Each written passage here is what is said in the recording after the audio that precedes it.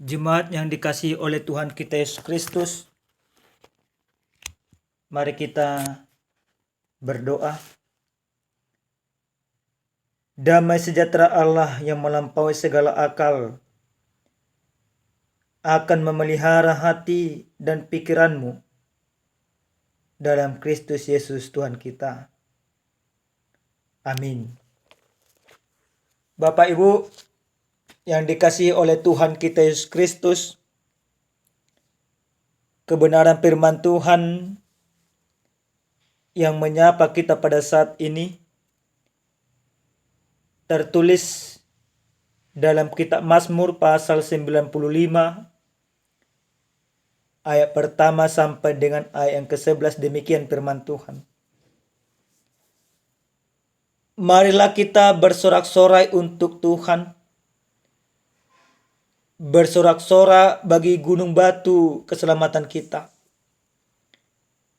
Biarlah kita menghadap wajahnya dengan nyanyian syukur, bersorak-sorak baginya dengan nyanyian mazmur.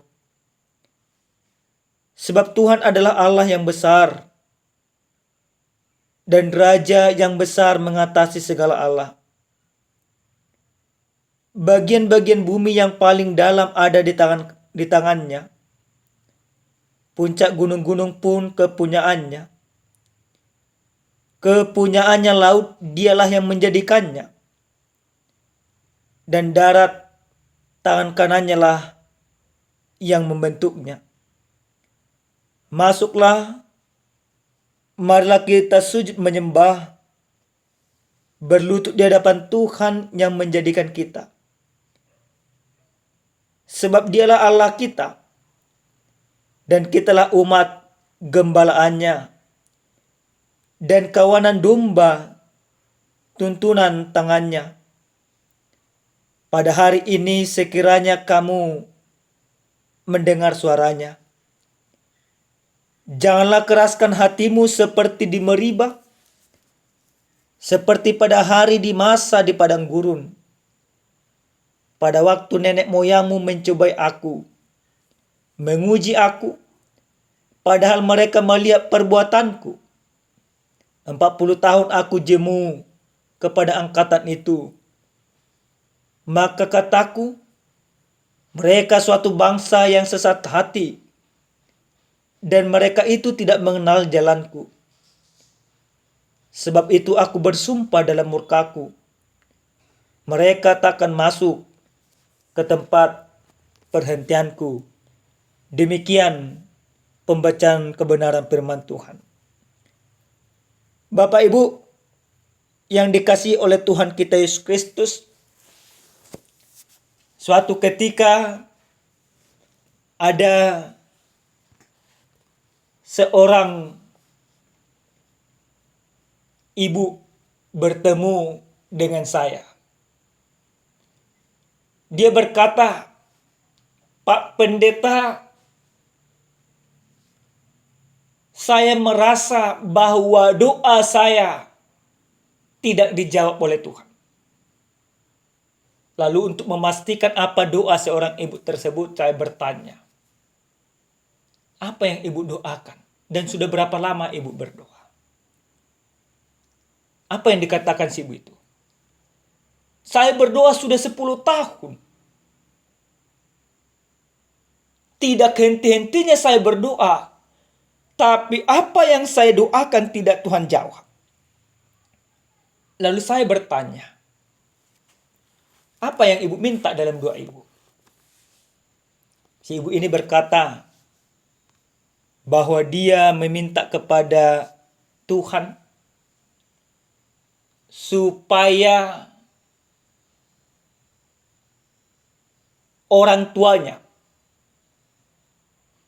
yang dia rasa tidak berlaku adil supaya bertobat. Supaya dia berlaku adil. Lalu saya bertanya kepada ibu itu, berlaku adil seperti apa? Dibilangnya, jangan membeda-bedakan anaknya. Karena persoalan warisan yang disampaikan oleh ibu tersebut. Lalu saya katakan kepada ibu itu, "Ibu, mungkin ibu harus berdoa mengganti doa ibu." Kenapa harus saya ganti doa saya? Saya katakan kepada ibu tersebut, jangan lagi ibu berdoa untuk berharap Tuhan mengubah orang tua ibu. Tapi cobalah berdoa untuk perubahan diri ibu. Ibu itu hanya mengangguk-angguk, saya tidak tahu apakah memang dia terima saran saya. Nah, Bapak Ibu yang dikasihi oleh Tuhan kita Yesus Kristus, dalam kebenaran firman Tuhan yang sampai kepada kita pada saat ini, di mana pemazmur menyampaikan sebuah nyanyian yang mengajak setiap orang untuk bersorak-sorai mempermuliakan Tuhan. Di mana pemazmur katakan, marilah bersorak-sorai untuk Tuhan, bersorak-soraklah bagi gunung batu keselamatan kita. Ajakan ini dilakukan oleh pemazmur supaya setiap orang senantiasa mempermuliakan Tuhan di dalam kehidupan, di dalam doa yang benar, di dalam segala kehidupan yang dilakukan setiap saat. Ajakan bersorak-sorai menjadi gambaran orang yang bertemu dengan Tuhan. Dan pertemuan dengan Tuhan mengajak bermazmur, bersukacita. Karena apa? Karena pemazmur merasakan bagaimana pertemuannya dengan Tuhan begitu luar biasa. Maka dikatakan bersorak-soraklah bagi Tuhan. Biarlah kita menghadap wajahnya dengan nyanyian syukur. Bersorak-sorai baginya dengan nyanyian mazmur. Sebab Tuhan adalah Allah yang besar dan Raja yang mengatasi segala Allah. Ajakan ini dilakukan oleh pemazmur untuk memberikan kesadaran kepada setiap orang. Supaya hanya mempermuliakan Tuhan di dalam kehidupan. Karena Allah adalah Allah yang perkasa. Dia yang mengasihi setiap kehidupan setiap orang. Walaupun orang-orang yang dikasihi Tuhan sering sekali tidak hidup dalam kebenaran firman Tuhan. Lalu Bapak Ibu yang dikasihi Tuhan, dalam mazmur ini juga diingatkan bagaimana orang-orang Israel ketika mereka disertai oleh Tuhan, tapi penyertaan Tuhan tidak mereka hargai. Diceritakan dalam ayat yang ke-8 bagaimana orang yang dikasihi Tuhan itu senantiasa mengeraskan hati. Peristiwa di Mara dan Meriba menjadi sebuah peristiwa yang tidak terlupakan. Peristiwa Mara dan Meriba sesungguhnya peristiwa yang menjengkelkan hati Tuhan. Orang Israel sudah melihat akan kebaikan-kebaikan Tuhan, tetapi mereka tidak mampu setia. Justru mereka menduakan Tuhan. Mereka bersungut-sungut. Maka Allah pun murka. Allah marah. Bahkan pemazmur katakan dalam kebenaran firman Tuhan ini, Allah tidak mengizinkan mereka untuk masuk ke tempat perhentian Tuhan. Kenapa Allah tidak mengizinkan? Karena mereka tidak layak dan tidak mau berubah. Bapak Ibu yang dikasihi oleh Tuhan kita Yesus Kristus, dalam kebenaran firman Tuhan ini, tema yang disampaikan kepada kita pada saat ini, dikatakan menyembah Allah dengan sepenuh hati. Bagaimana orang yang menyembah Allah? Seperti cerita saya di awal khotbah. Seorang ibu tersebut dia berdoa untuk mengatakan supaya orang berubah. Kenapa dia mengharapkan orang tuanya berubah? Karena ada yang tidak pas menurut dia. Ukuran yang terjadi di dalam kehidupannya menjadi alasan dia untuk mengatakan orang berubah. Dia tidak mau introspeksi diri. Yang harusnya berubah bukanlah orang tuanya, tapi yang harusnya berubah adalah dirinya. Dalam kehidupan kita Bapak Ibu, sering sekali juga hal itu terjadi. Sering sekali di dalam kehidupan ini Kita senantiasa berdoa, beribadah kepada Tuhan. Tapi doa dan peribadahan kita tidak mampu mengubah kehidupan kita. Kenapa bisa demikian? Karena kita tidak bertemu dengan Tuhan. Maka lewat firman ini ada 3 hal yang mau dikatakan kepada kita. Yang pertama, lewat firman ini kita mau diajak untuk beribadah dengan sorak-sorai. Bagaimana orang yang beribadah dengan sorak-sorai? Orang yang beribadah dengan sorak-sorai berarti dia sudah mampu hidup di dalam kasih Tuhan. Tanpa kita mampu hidup di dalam kasih Tuhan, maka kita tidak akan bisa beribadah dengan sorak-sorai. Yang kita lakukan peribadahan hanya sebatas rutinitas. Kenapa bisa demikian? Karena kita tidak bertemu dengan Tuhan. Maka sering kita lihat di dalam kehidupan orang-orang beriman terjadi membanding-bandingkan antara gereja A dengan gereja B. Antara pendeta A dengan pendeta B. Kalau pendeta A dia bersorak-sorai, kalau pendeta B dia tidak bersorak-sorai. Kalau gereja A dia dikatakan ada roh Tuhan di sana, di gereja B tidak demikian. Kalau kita menentukan bahwa penyembahan kita, peribadahan kita hanya ditentukan satu tempat saja, maka kita tidak akan pernah bisa bersorak-sorai di dalam peribadahan.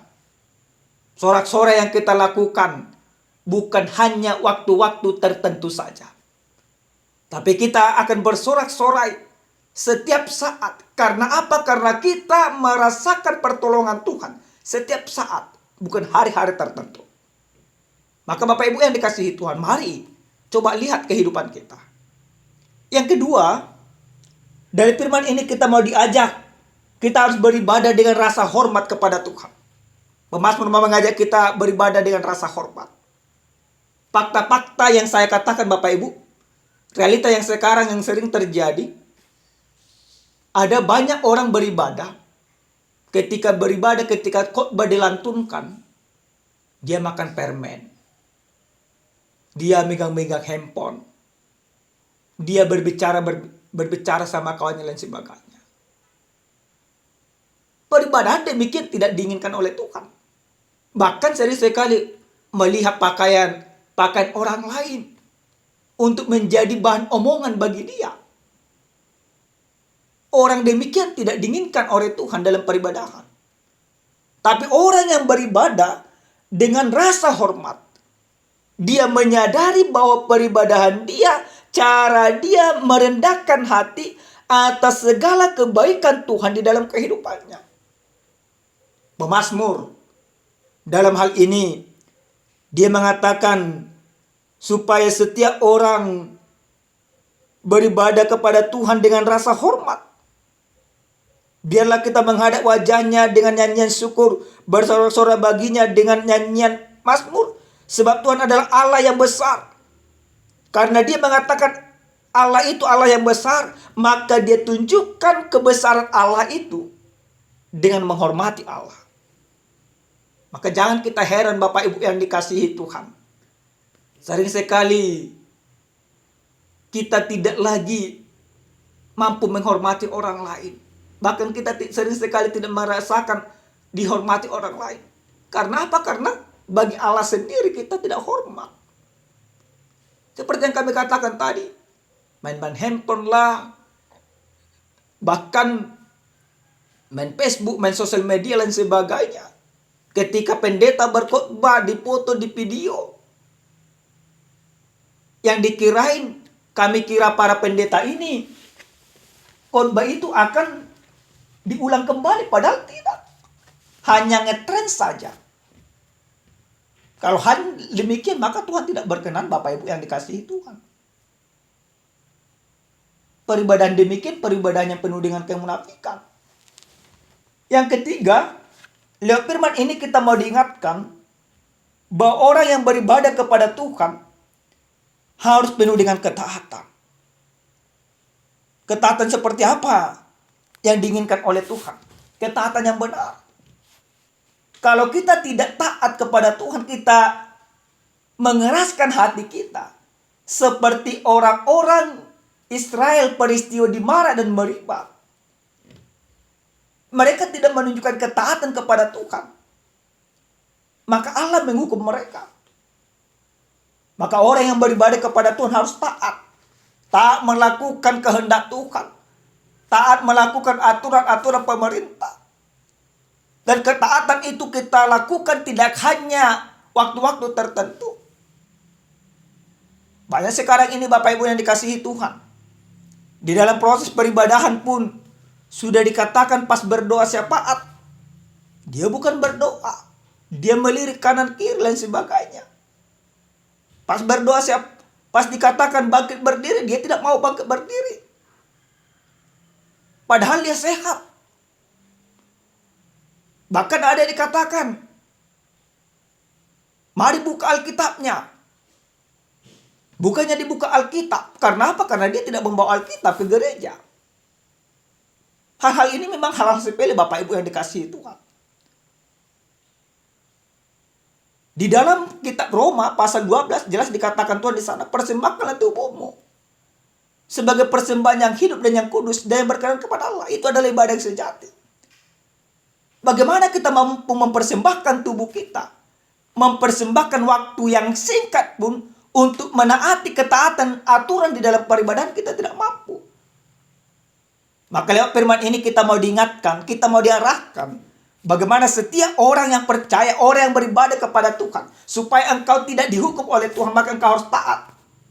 Jangan seperti seorang ibu tadi, dia memaksa orang untuk berubah. Dia berdoa untuk orang berubah, tapi dia tidak pernah berdoa untuk berubah di dalam kehidupannya. Kami beberapa kali selalu katakan, kita tidak akan mampu bisa merubah orang, tapi kita mampu mengubah diri kita. Maka orang yang beribadah kepada Tuhan adalah orang yang mau berubah sesuai dengan kehendak Tuhan. Amin. Kita berdoa. Terima kasih Tuhan kami, Tuhan yang maha baik untuk segala kebaikan dan kemurahan Tuhan. Kami sudah mendengarkan kebenaran firman Tuhan yang mengajak kami untuk senantiasa beribadah dengan baik dan benar sesuai dengan kehendak Tuhan. Sebagai cara kami bersyukur atas berkat-berkat Tuhan yang kami terima dalam hidup kami. Ajar kami Tuhan untuk membuktikan peribadahan kami di dalam kehidupan kami setiap saat. Dalam nama Yesus kami berdoa. Amin. Shalom. Salam sehat. Tuhan memberkati kita semua.